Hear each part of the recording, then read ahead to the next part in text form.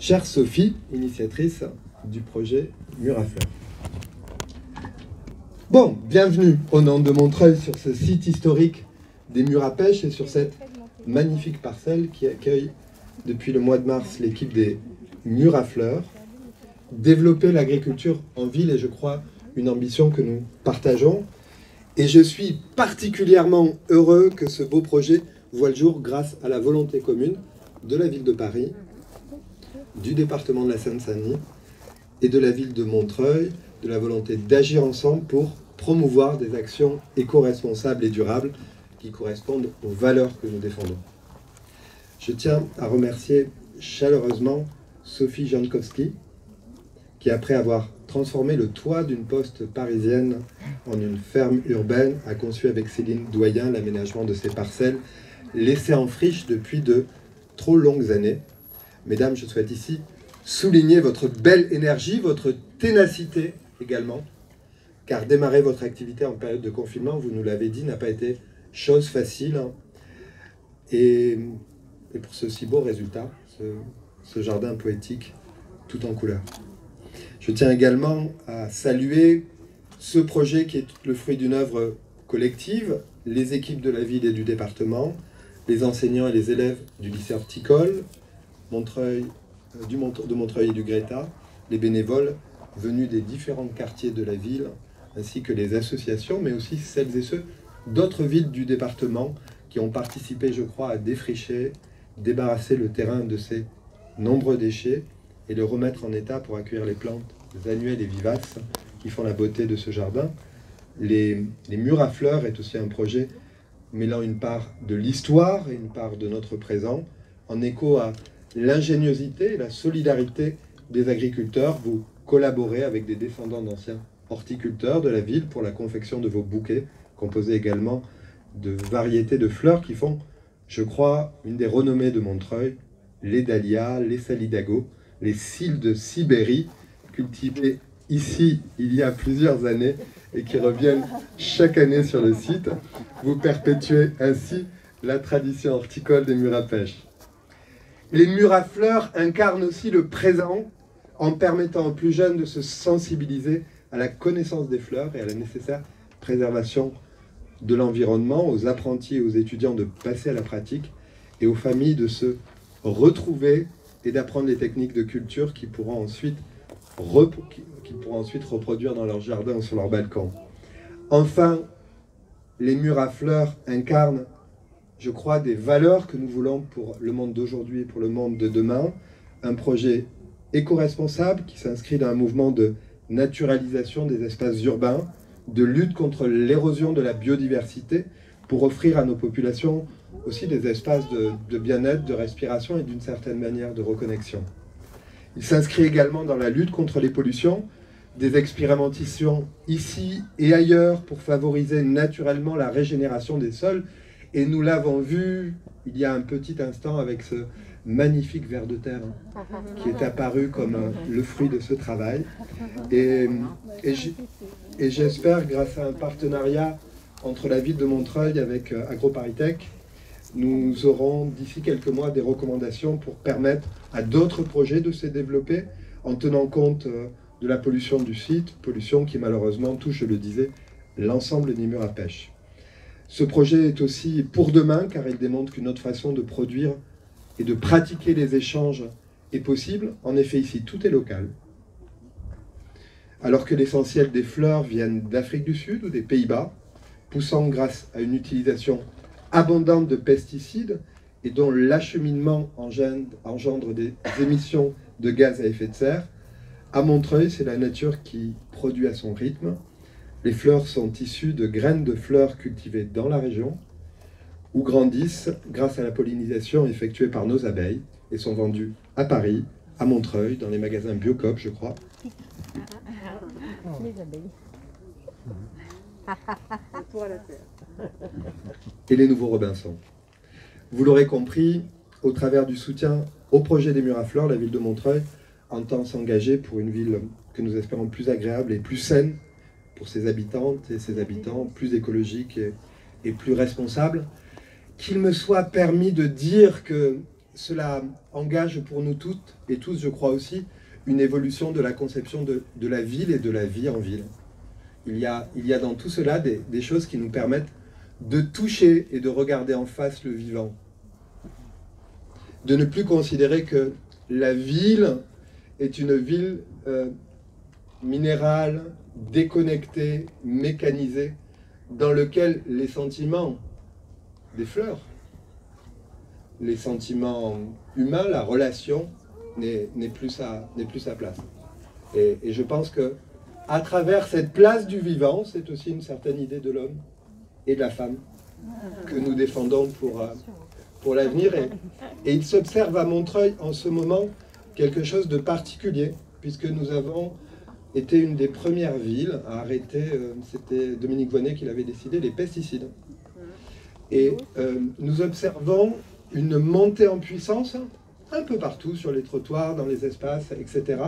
Une montée en puissance de l'apparition de fleurs et d'une culture beaucoup plus rapide qui est due au fait que 10-12 ans maintenant, après avoir arrêté les herbicides et un certain nombre de pesticides, nous commençons à avoir les fruits de cet arrêt dans les terres. 10-12 ans. C'est beaucoup, et en même temps, les fruits sont à l'échelle d'une vie humaine. Bravo, félicitations à vous, merci.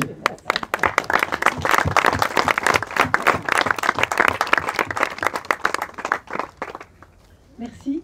Je rebondis, c'est vrai qu'on ne prend soin que de ce qui nous touche, et rien de tel qu'une fleur pour passer de beaux messages. Et c'est ce en quoi, en fait, Mur à fleurs, je pense, véhicule de cet espace-là cultivé, mais jusque dans Paris, dans ce kiosque à presse, transformé en kiosque à fleurs.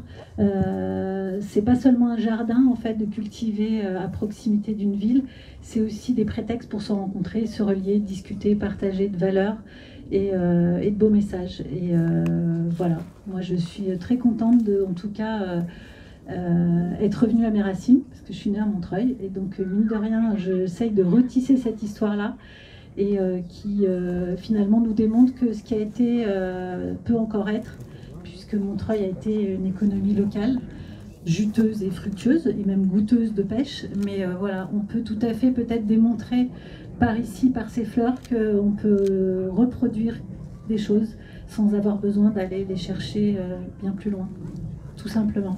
Merci. Voilà. Merci.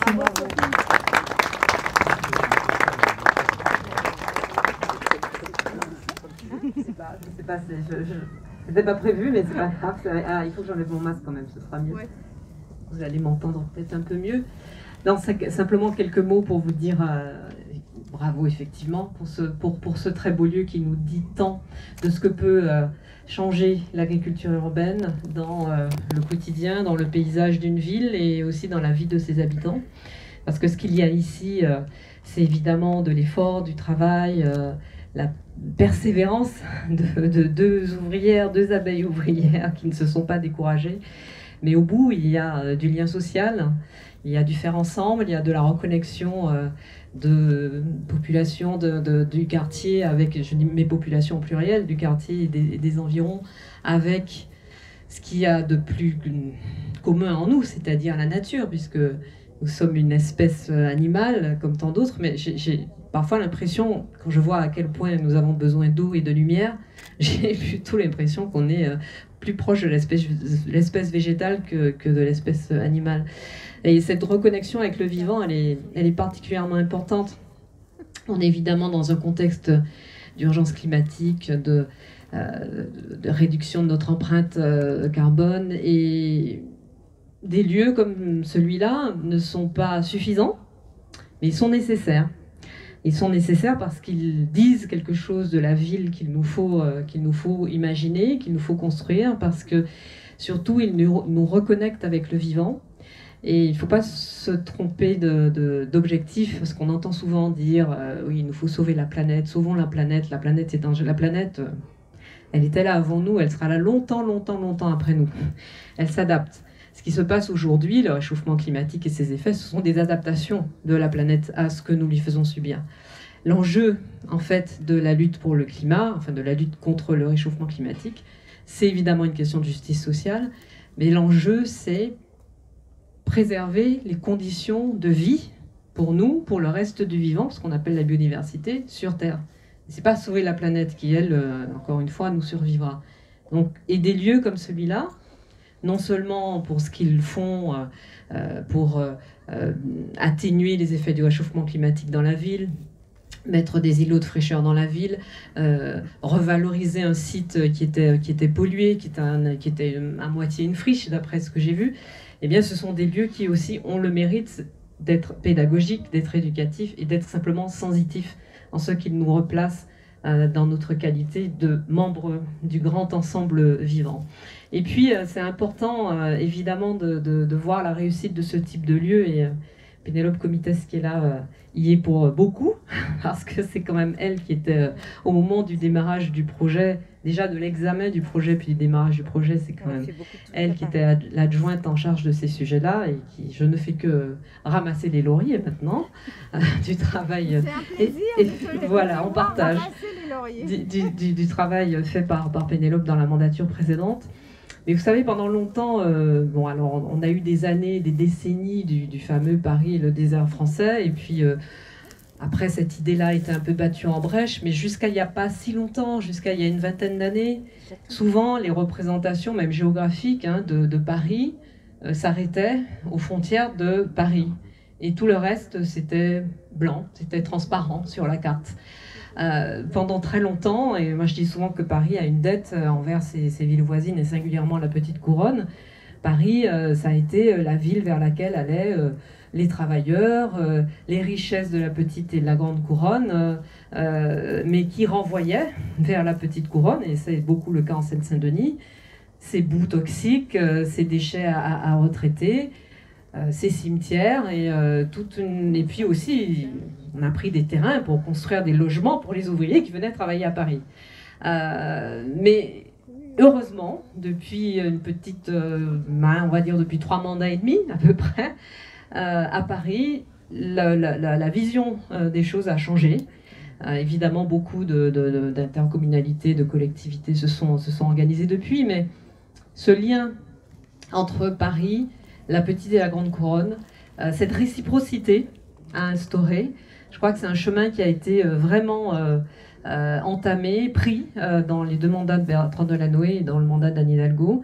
Et il nous appartient aujourd'hui, et il m'appartient dans ma petite partie, dans ma délégation, de continuer ce chemin-là, de continuer cette collaboration, cette co-construction, et avec toujours, pour ce qui me concerne, en tout cas à l'esprit, ce mot de réciprocité. Parce qu'il ne s'agit pas que Paris soit en surplomb des autres départements de l'Île-de-France, mais vraiment dans un dialogue, dans une co-construction pour des projets comme celui-là et bien d'autres. Stéphane, tu en connais beaucoup d'autres. Mais voilà, je trouve que là, on est vraiment dans un endroit qui témoigne de cette volonté commune et de la réussite que ça peut apporter, et du changement aussi dans la vie des gens, dans la vie de tout un chacun. Donc, c'est que du bonheur. Bravo, bravo à tous.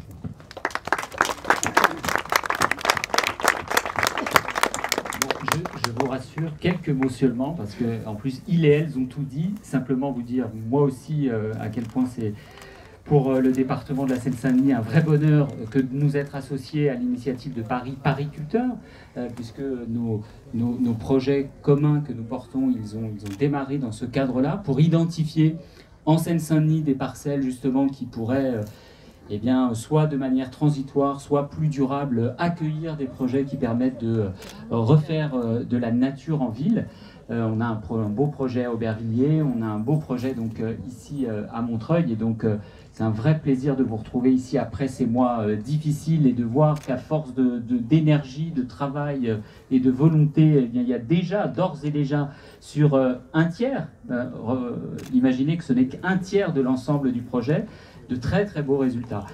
Et puis, ce que je veux dire aussi, mais ça a été dit déjà avant moi, ce projet, dans ces 3 dimensions, à la fois environnementale bien sûr, mais aussi d'économique et de modèle de développement que nous voulons défendre, et bien sûr de capacité à recréer du lien dans un certain nombre de nos villes, eh bien, il a quelque chose d'exemplaire. Et enfin, la dernière dimension que je veux évoquer, c'est que vous savez bien que il y a cette petite musique habituellement sur l'idée que à la fois la cause environnementale, la protection de la planète, la nature en ville.